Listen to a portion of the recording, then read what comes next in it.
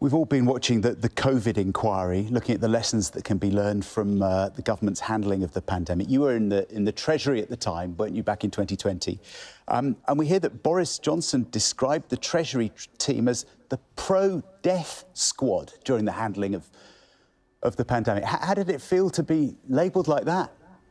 Well, we've set up the inquiry so we can have full transparency on the decisions that were taken through the COVID period. It's right that all of those issues are looked at. That's why we've set up the inquiry. Of course, key participants in that are still to give evidence, so we should let the inquiry complete its work and come to its conclusion. Pro-death squad, those words?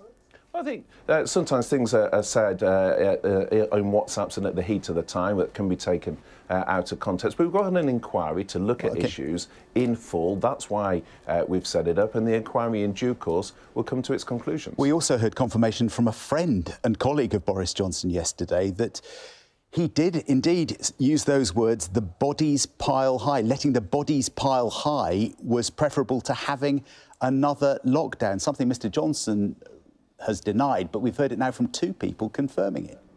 Well, again, as I say, we've got an inquiry because it's easy for things to be taken out of context or to be relayed in a particular way that may be at odds with the way it was said or the context of things at the time. I obviously wasn't there, but we've got an inquiry to look at these issues, to get to the bottom of it. The fact there's still such a debate as to whether there should have been more lockdowns or whether there were too many lockdowns and it damaged education, it had wider impacts in the health system, illustrates that these were very difficult decisions, often taken on data, on information that was evolving, not a full picture of information at the time. So these were complicated issues. If you look at the outcomes from the period with COVID, we had the fastest vaccination rollout.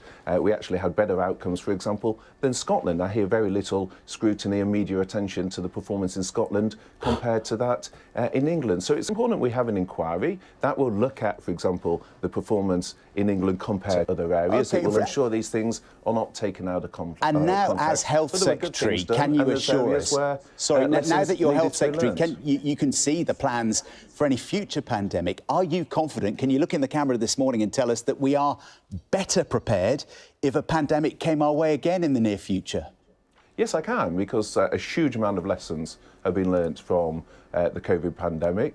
The importance, for example, testing was underappreciated at the start of the pandemic. A huge amount of lessons have been learnt on that. Of course, we've had the benefits of the lessons on the vaccination rollout, the fastest vaccination rollout of anywhere, and a huge amount of learning came out of that. The importance in terms of better domestic resilience and what we can manufacture here as opposed to what we have to source. So there's a huge amount of things that we've already learnt, but of course the purpose of the inquiry is to ensure we're better prepared for the future as well, to make sure we get the right lessons coming out of that, and that's what the inquiry's been set up to deliver. Steve Barclay, thank you for joining us on Breakfast.